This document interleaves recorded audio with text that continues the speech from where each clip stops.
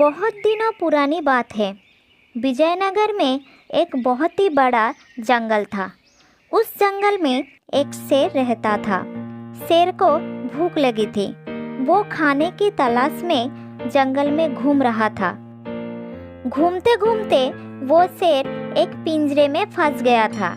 शेर पिंजरे से छूटने की बहुत कोशिश की, लेकिन वो कुछ नहीं कर पाया। शेर थक गया था क्योंकि उसे बहुत भूख भी लगी थी। शेर अकेला था, इसलिए उसका मनोबल टूटने लगा। उसने हार मानने का सोच लिया।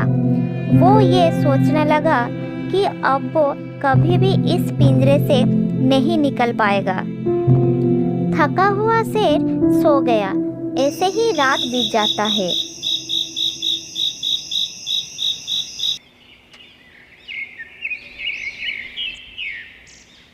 अगले दिन सुबह एक आदमी जंगल में उस रास्ते से जा रहा था। शेर ने दूर से उस आदमी को आते देखा।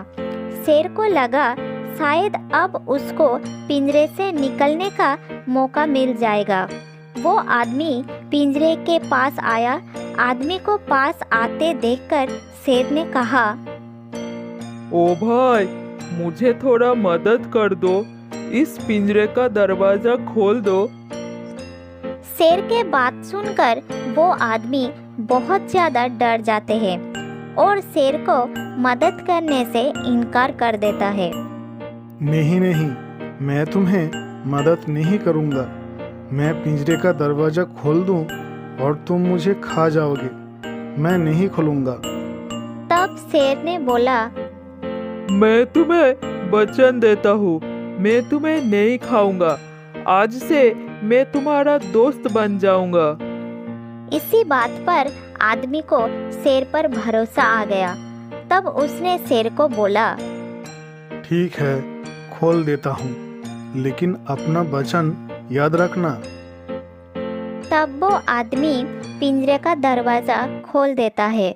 उसके बाद शेर बाहर निकला और अपनी वचन के बारे में तुरंत सब भूल गया। शेर की भूख अब और भी ज्यादा बढ़ गई। उसने उस आदमी को खाना चाहता था। आदमी रोने लगा। अब उसको एहसास हुआ कि उसने शेर को विश्वास करके बहुत ज़्यादा गलती कर दी। वो परेशान हो गया और अपनी जान बचाने का तरीका सोचने लगा। तब शेर ने सुझाव दिया कि वो उनके आपस के मामले को किसी न्यायाधीश के सामने प्रस्तुत करेगा। उसी समय वहाँ से एक चालाक लोमड़ी गुजर रहा था, जिसने शेर और आदमी को गंभीर परिस्थिति में देखा। तब वो उनके पास गया और कहा, क्या हुआ है दोस्तों? परिस्थिति गंभीर क्यों लग रहा है? तब आदमी ने लोमड़ी को सब कुछ बताया और उनके समस्या का हल करने को कहा। लोमड़ी ने सारी बात सुनकर उन दोनों से कहा, रुको रुको, तुम दोनों की बातें मुझे कुछ समझ में नहीं आ रहा है। तुम जो बोल रही हो इसे करके दिखाओ।